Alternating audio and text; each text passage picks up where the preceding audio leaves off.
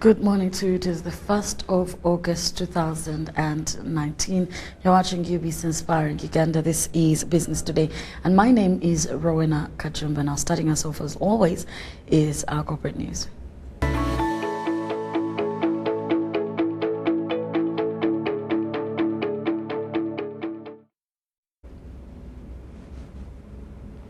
Starting us off, we're looking at the World Food Programme, which has saved over $2 million in the last 12 months by utilizing the Southern Corridor. Now, through transporting humanitarian aid from the port of Dar es Salaam by rail to Mwanza and ship to Port Bell, Uganda, the humanitarian organization has significantly reduced on its transport costs by close to 50%. This is the 43rd voyage of the United Nations World Food Programme consignment from Tanzania's Dar es Salaam port through Mwanza to Port Bell in Luzira, Kampala. The southern route that has been dormant for over a decade seems to be the preferable route for WFP, which is involved in humanitarian food supply across East and Central Africa. The ability in the last year to use this rail link has saved WFP over $2 million. That's the ability to feed 9 million people for one day. So this is a huge savings for us. We've just had a wonderful voyage. We left Mwanza at about 1 o'clock yesterday afternoon. We were estimated to arrive at 10 and we landed at 10:15. So not only is this a wonderful way of transporting commodities between Tanzania and Uganda, it's a very efficient service. And this is what really attracted WFP to work with the railways on both sides of the border. Although marine transport is cheaper compared to both rail and road, its uptake in the region is still below par, says General Katumba Wamala, the State Minister for Works. While receiving the consignment of food at Port Bell, General Wamala urged the private sector to embrace water transport and also utilize the Central Corridor. The only challenge which we still have is we need to encourage our people so that we have goods in and out. Not only goods in, but then no goods out. So we should have the business community to see how to exploit the relationship between the two countries. His sentiments were re-echoed by the Tanzanian delegation, headed by Aziz Mulima, the Tanzanian ambassador to Uganda. Apart from the current railway lines, Tanzania is building the standard gauge railway from Dar es Salaam to Mwanza, which will reduce time and cost of transportation cargo to Uganda. And on this particular standard gauge railway, the Tanzania is going to put up the electric train, and the distance from Dar es Salaam to Mwanza will be about 10 hours. Sasa hivi tunaunda meli kubwa sana Tanzania mpya kwa ajili ya abiria. Currently in Dar es Salaam as well as Mwanza, we are rehabilitating some ships as well as building one new big one. When all that is done in the coming months, just be assured that we'll also be able to transport the public.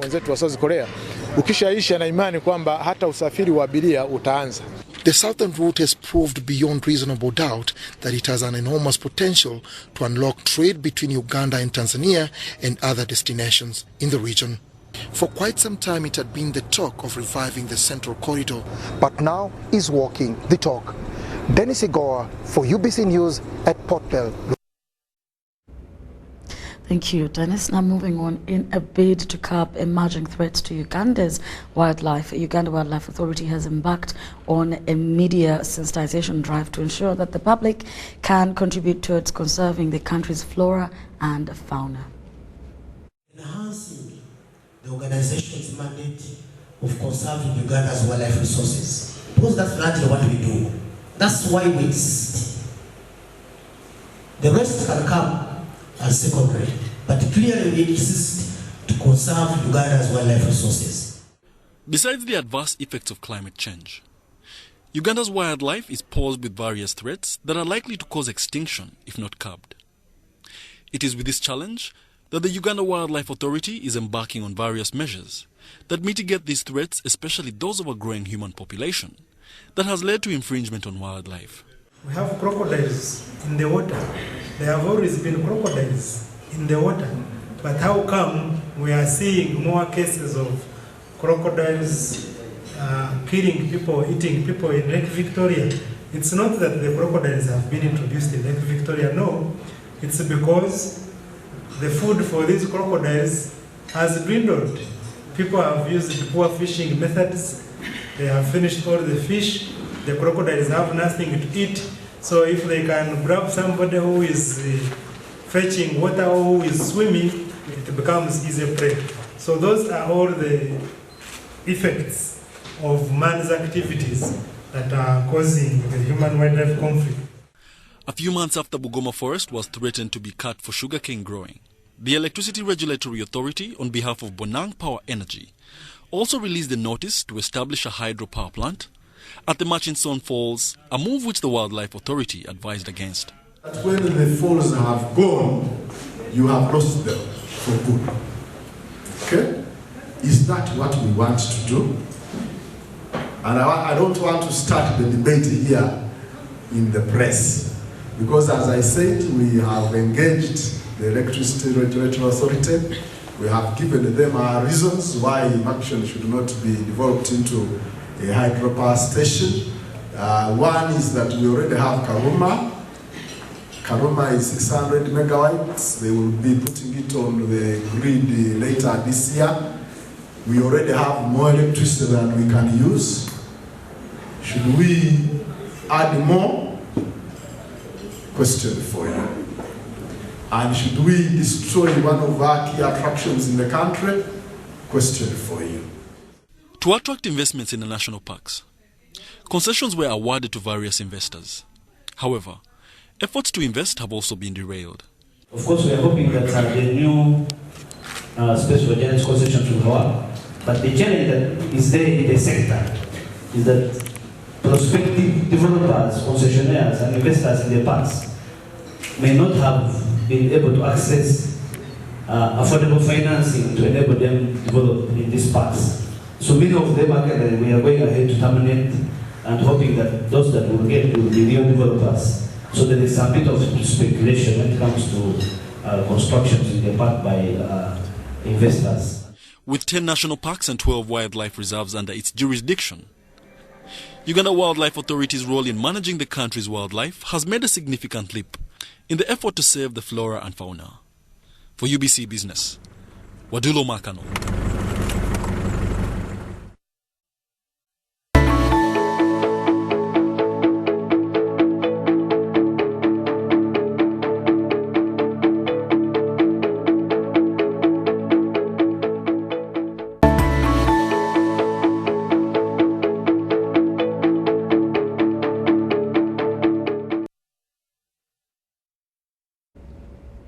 Time for a digest. Like I always say, we focus on our dailies and some of the stories that could be making headlines. Now, interesting here, we're looking at the fact that the Finance Ministry has issued a directive to all accounting officers on the payment of pension and gratuity.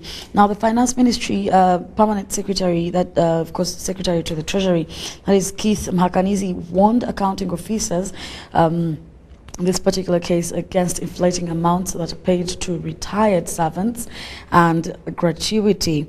Now, very interesting here, he has also warned them against demanding bribes, which he says is quite very common. Now, in a directive to all accounting officers dated July 23rd, Mhakanizi said that many pensioners were very disgruntled about the gratuity claims handling process, and it has been noted with concern that some retired staff are still facing difficulties in accessing their retirement benefits of pension and gratuity. Now, despite, of course, the government decentralizing the management of the of the payroll to the respective institutions.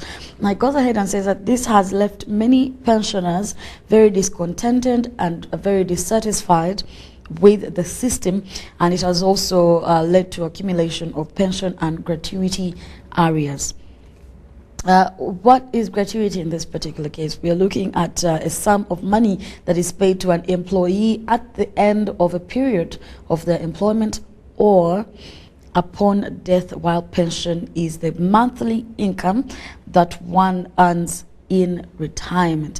Now, Mhakanizi goes ahead and says that the ministry is very aware that some accounting officers have been deliberately inflating gratuity figures based on wrong computation, while it is not acceptable. And he also went ahead to explain the right way of computing and coming down to the right amount, because then he asked, why then pay these people less than what they should be getting? So all of this and a whole lot more that you can really look into and focus on in regards to the issue of gratuity payments, which is very, very important and key for many people that seem to be struggling, as noted right here. So don't go away, still watching Business Today. We'll be taking you in for our sounds as we get ourselves set for a whole lot more. Don't go away.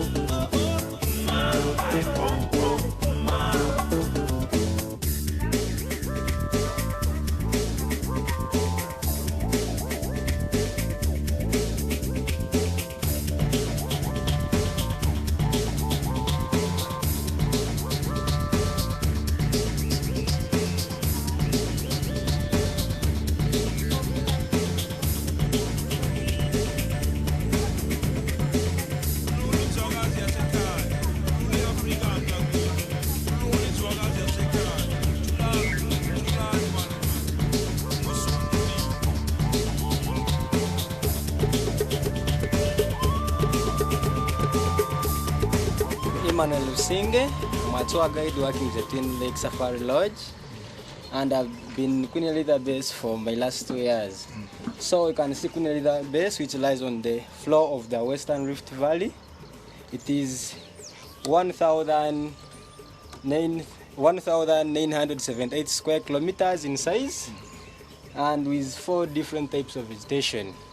We have woodland savanna area, we have grassland savanna, forest area in the southern part, and the swampy vegetation. At least we normally receive clients here in Queen more than other national parks in Uganda. And for this year, at least we have managed to do the best. So here we are standing now on the eastern wall of the Western Rift Valley, and you can be able to view Lake Edward and Lake George, which are connected by the Kazinga Channel, which is 40 kilometers from Lake George to Lake Edward. So the deepest end of Kazinga Channel is only 8 meters, the deepest end. And other areas not so deep, like 2 meters deep, whereby even you can cross on foot without swimming another side.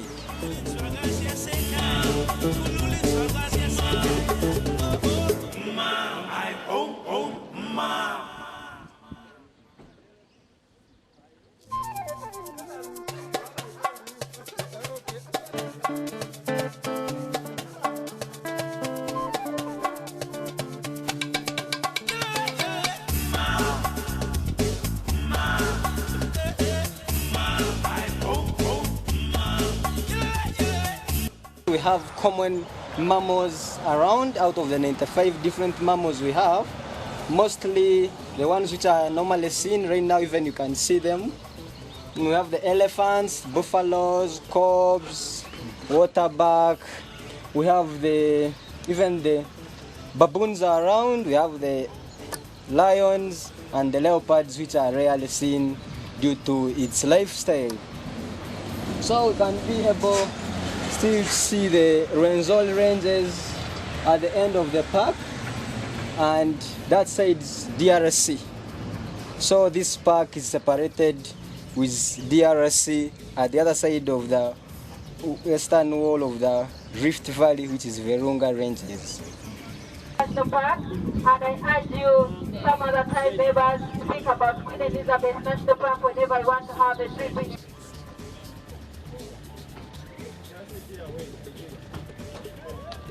At least since the time when we were born, we are hearing about few hotels around, but now we have grown old.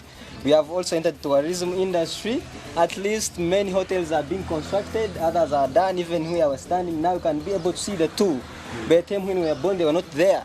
So right now, at least we have good and interesting accommodations around with different resorts, with everything which is very fine for a tourist. Those two, you can tell me, you can point and tell me which one. Oh, we can have a look at the Parkview Safari Lodge down, which is owned by the Commission of the URA Dixon. And we have Baboon Safari Resort, which is being owned by the Indians. And around even that side, we have Jacana, which is in the park. We have Mwea, we have Simba, we have Tembo. They're all in the park. And on the eastern wall, at least, we have more than 100 resorts. Have a look at the Parkview Safari Lodge down, which is owned by the Commission of the URA Dixon. And we have Baboon Safari Resort, which is being owned by the Indians. And around even that side, we have Jacana, which is in the park. We have Mwea, we have Simba, we have Tembo. They're all in the park. And on the eastern wall, at least, we have more than 100 resorts.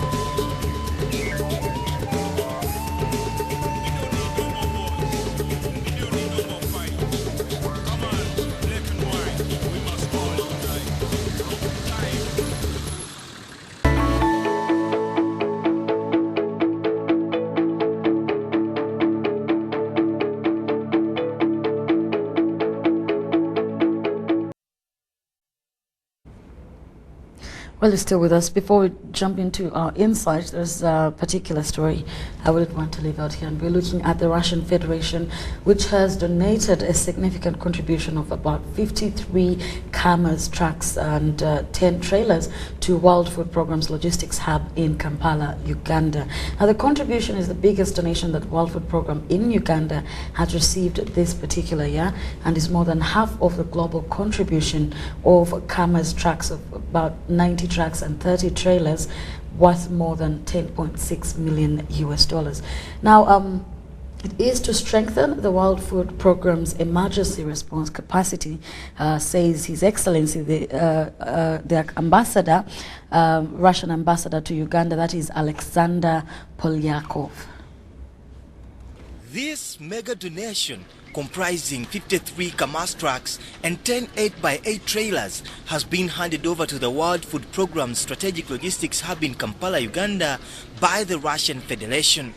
The vehicles are part of the Russian global contribution to the World Food Programme this year of 90 trucks and 30 trailers worth 10.6 million US dollars.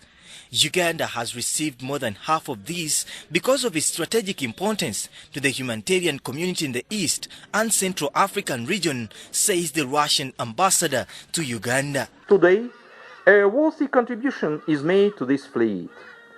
Under the second stage of the said project, Russia provided WFP with additional 97 Kamaz trucks, 4 mobile training facilities, 30 trailers, fuel tankers and spare parts, most of which are for the Ugandan hub.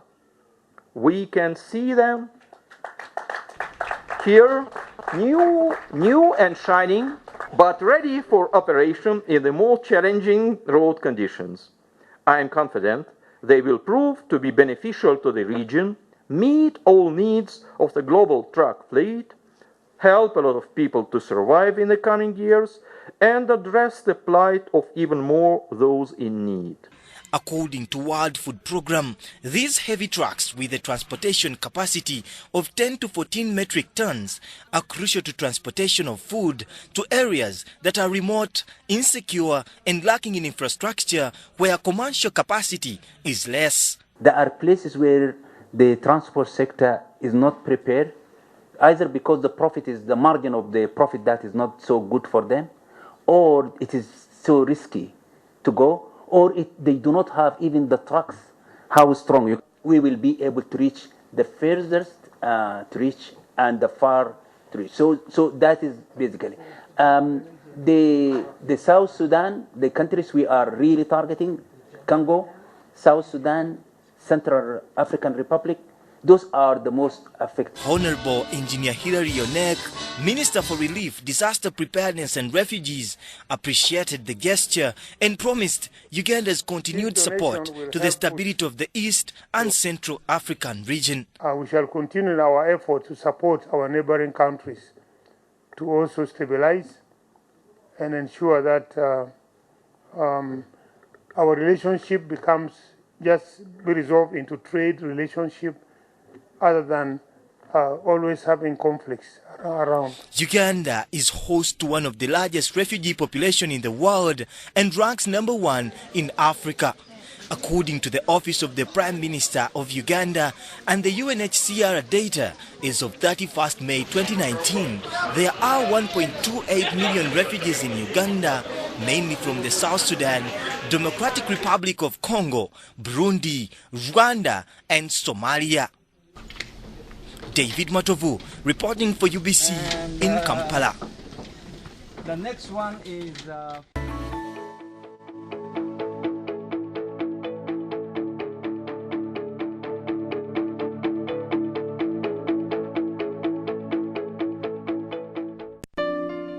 Have you completed Senior 4 or Senior 6 and you want to do a 2-year certificate or a diploma course?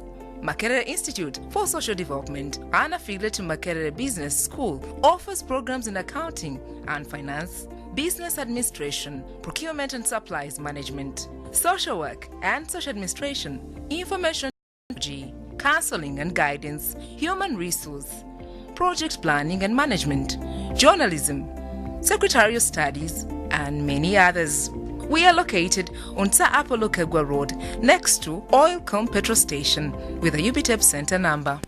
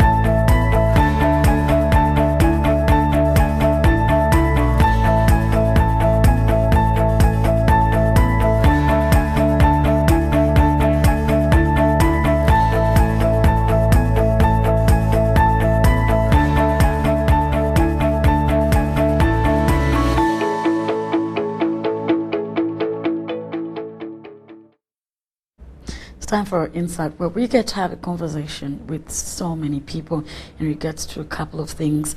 And with me in studios is Anthony Kawuchi, who is from Blessed Hands Initiative Trust. Blessed, same thing, Hands Initiative Trust. And he is, I think, one of the people that got the opportunity to get a grant with Private Sector Foundation under the Skills Development Project to enhance and improve on what they have and also skill the people that they do work with. You're very welcome. Thank you. Yes, I'll ask you to be a bit louder so that the people that are watching there can hear you. But what is Blessed Hands Initiative Trust?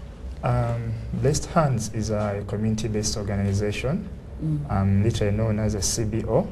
It basically comprised of a few people who come up to team up and do a collective project that can improve on their livelihoods. Okay. Yeah. So some of those things are... So we basically do bags. We do women handbags. This is the products we do. And we sell them to our clients in town around Mini Price. We've got several in Rwanda and Kenya. Okay. Yeah, that's where we distribute our products. Interesting. So what made you think of the, let me go and get a grant from PSFU? What made you think of that? At the start, we were doing this project. As you know, the funds we were limited with capital. So here came an opportunity to, when private sector was calling for grantees who wish to apply for improvement in their product. So we applied for that grant. The grant was, it's an NSDF project run by private sector. We applied in 2017. And we got our fund, the first disbursement in around Feb 2018, which we used to start skilling ourselves to improve on the production because our products were not so good. So with the grant, we were able to improve on the production. And right now, our products are competing with products from the Western world. Yeah. So when we show you our products, you can't differentiate them from those coming from the Western world. So we were able to use that grant to improve on our skills, and also our revenues have also increased, and also the livelihoods have changed. Okay. Now, let's go back. How long have you been in business as Blessed Hands Initiative? Yeah, we've been in business for 4 years. And with the grant? The grant, we are... 2 years now, probably? Yeah, approximately This is the 2 years. Oh, okay. Yeah. Interesting. And I know you've pointed out on some of the things and how you've benefited, but if we're looking at the skills development facility here in particular, how did it influence or affect the people that you're actually working with? The skills fund changed the members' lives in a way that they got free training, which they could not get anywhere, and also it improved on their skills, and some of them learned it as a new skill, and then to add on that, as an organization, we were assessed by the Directorate of Industrial Training. Okay. So when it assessed us, it found us who were eligible to be a training center. So on the other hand, we became a training center in form of vocations. So whereby our trainees were able to be assessed for competency skills by the DIT section. So our trainees they sat for exams and they were awarded such a transcript from the Directorate of Industrial Training. So with this transcript, they can use it to apply for any job in any industry or project that is dealing in leather production and anything of a sort.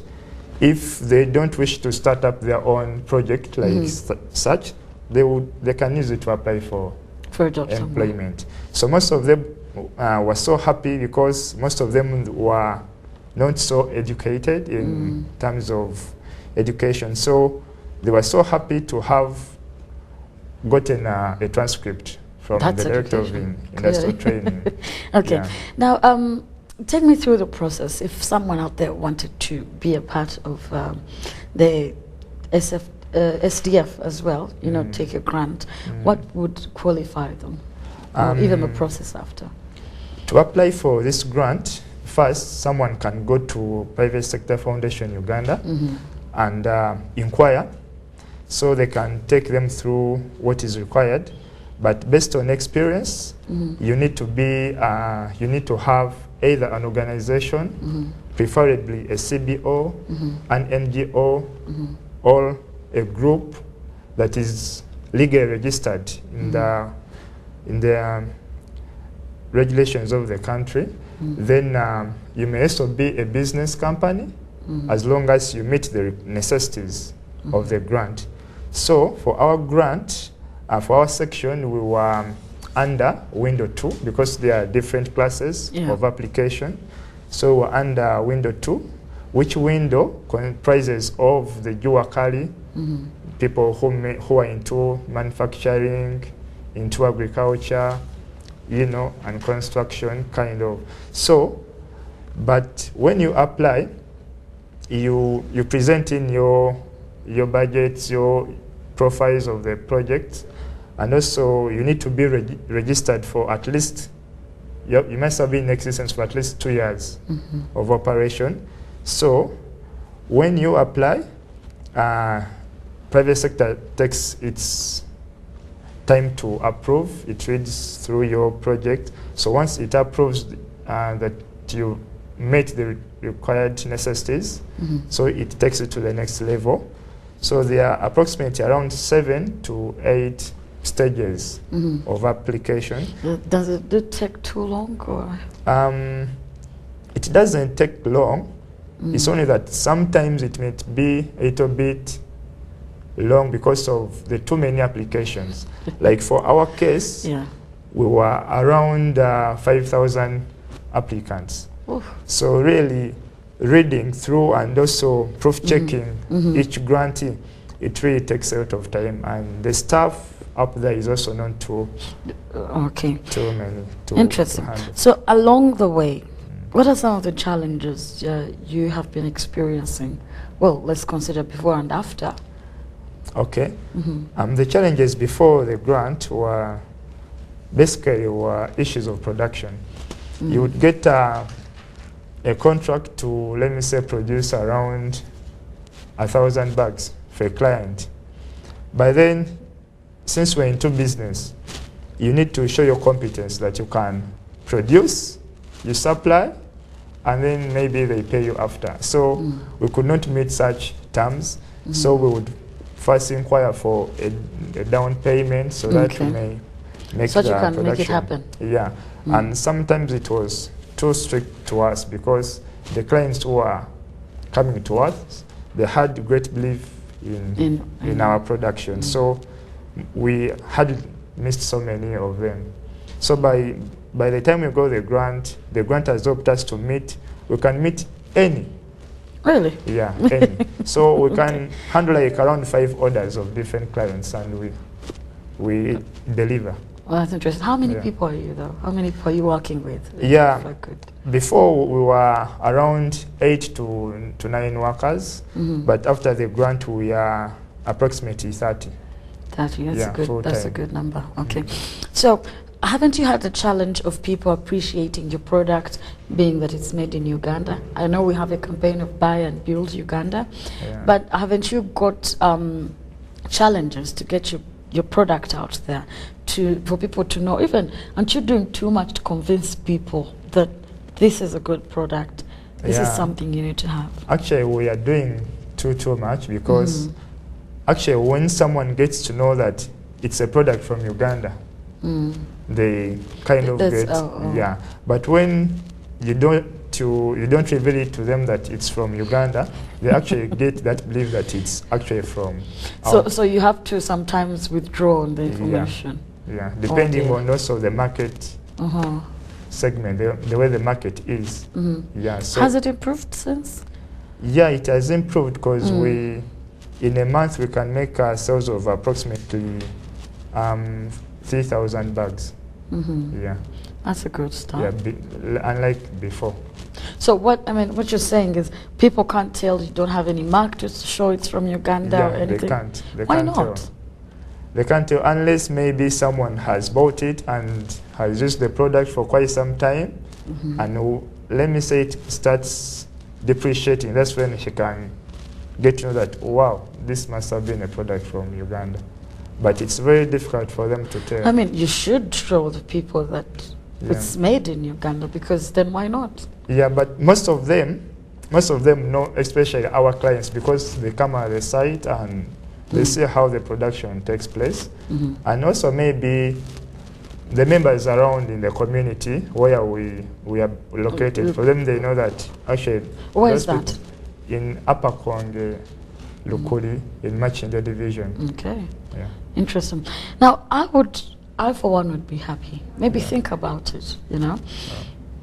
When you're making these bags somewhere, I don't know where, you please just put it, show it off. Yeah, actually we are hoping to get more modern equipment in production, so that we can do our own labeling, so people can know that the product is made in Uganda. Because I think people, if someone had it and it was a good bag, someone would be proud of it to have it. Because see, we're getting bags from all over, and yet you have the material here, everything here. So when someone imports it. Yeah, the material is not made from Uganda. We actually buy from the traders. So you're even buying the material, okay. Yeah, so for us we buy the material and we do the production. Don't we have the materials here? Well, no, there is a gap somewhere, so I will not put that on you. And hopefully now if people realize that we're actually making this for ourselves, that would really be good. Okay, so you pointed out on some of the challenges, but what successes, away from what do you feel as an individual that, well, we've been able to achieve? Yes, you've talked about the number of bags and stuff like that, but for you as a person, how do you feel that you've grown or developed? Or I'm so appreciative for the project, because we have managed to attain social status in a way that when you, let me say, when you get to the community where we stay, almost everybody knows that there's a project that does bags around there. And also we've got recognition from all over the media and through the ministries, Ministry of Gender, Public Service. And actually Ministry of Public Service gave us some machines as a token of thanks and appreciation. So we've also participated in so many exhibitions of elite clients, and we see ourselves becoming a powerhouse of handbags production in Uganda. If you keep going. Yeah. And that will bring me to the question. So this, we're looking at the SFD. You say it's 5-year? Yeah, it's a 5-year program. So basically you're going with them for 5 years. Is there hope? Have they probably hinted on the fact that it will continue? Yeah. SDF is a 5-year government program of skilling people, but we as an organization, we were so honored to be one of the first beneficiaries of the project. But then it is not a guarantee that in the next 2 years or 3 it will be me. So I may not apply again, but then the other grantees will apply. So there's opportunities still. The opportunity is still on. Actually this year, in the previous months around May, it was open. They advertised calling people to apply. So those who applied, they will be contacted and informed of whether they have gone through. So it's a continuous process, eh? That's very interesting. So let's look at what you want to put out there, the message you want to put out there. As a Ugandan that said, well, I need to start this for myself. I need to put myself in this position. We have so many young people. We're complaining there's no jobs, I don't know what, you know, so many things. But you said, no, wait, I'm not going to wait for someone to give me that position of standing. I'm going to do it for myself. What are you giving out there to the young people? My advice to the young people is that what is most important at this time round is just start something where you are. All these opportunities will find you along the way. One challenge that I find that most people wait to get the money Because I was going to tell, Yeah, the way to get the funding, then they start initiating. But now the challenge there is, you saw when you went to get the funding, when the funding comes, it finds you as a person or as the group, when you have so many personal challenges around you. So some may decide to share the money, some may decide to do other projects or other businesses, but something you do collectively, it is ultimately so brilliant. Because for us, we didn't have any monies on us. We started slowly in 2015. But along the way, it has been a continuing and a growing process. So for those who know us, they know the story. So the process keeps on growing. So as we're moving along the way, another opportunity comes. Another grant comes to apply maybe for such and such monies. So you are able to show something you're doing, and then you move on. And then the other is the other advice to my fellow youth is that the opportunity you have today is not going to come tomorrow, because this is a 5-year project, for instance, for SDF. But then after the 5 years, nobody knows whether the grant is going to be there. And maybe it may come back, but with strict different rules. So it may be, they may say, we want now this time, we want companies, we want maybe institutions of learning, and then you may have missed out. Like now, for instance, for us, we started as a community-based organization, but along the way, we are now an institute. So we can decide whether to continue operating as an institute or as an organization. Also, one thing I really forgot, do they come in and keep checking on performance and progress, you know? Yeah, so the funders always come in to check and see where you find challenge, where you're improving, and what is not moving on well. Because from the time of getting the grant, so our grant was meant to scale for around 6 months. So at the closure of the project must run for around 6 years. So the funders have the right to always come and check on you to see where you're getting challenges and what have you. So now that's where the challenge comes to most people. When they get any kind of grant, they just share and disappear. How did you learn to do this? After my education at campus, I just thought of starting something enterprising. So I got in touch with some colleague and we started. Just like that? Yeah, it just started. Okay, interesting. That's very interesting. Now, so many young people, because our time is fast moving, but so many young people could have the opportunity. But some of them are saying agriculture, why? Hands-on skills, why? I know some who have gone and been trained maybe, and I keep saying this, whether it's carpentry or plumbing or whatever it is, and they're like, how? You know, we have this mentality. How do people, So the word to the young people are the still in regards to that, because, and then after that we have people who come from all over the world, and they do these things for us. But us, we are saying, oh, that's not good enough for me. For you as an individual, how come you didn't look at it that way? I didn't look at it that way because I focused on the long term.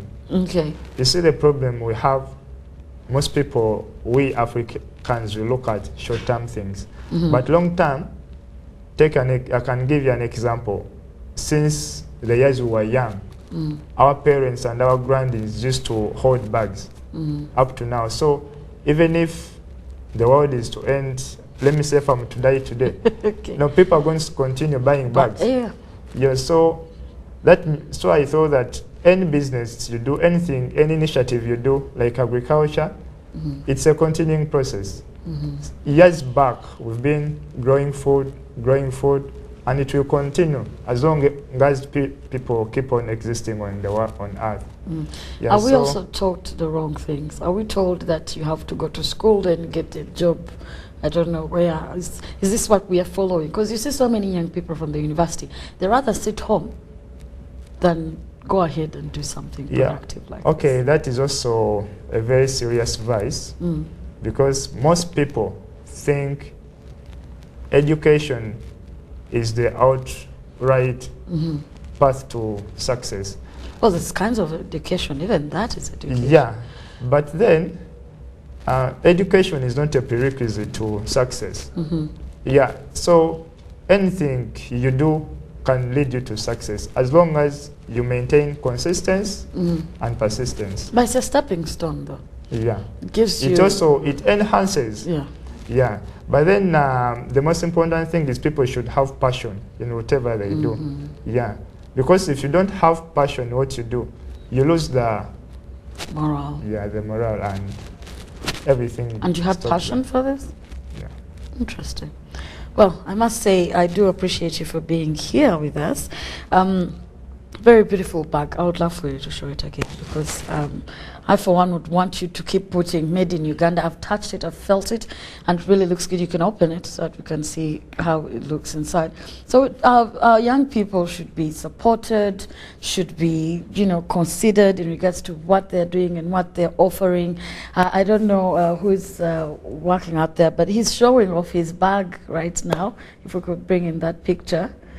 So that we can show what he is offering in just a few seconds. That he is showing off what he's doing. Of course, we need to support our people, really, guys, at the end of the day.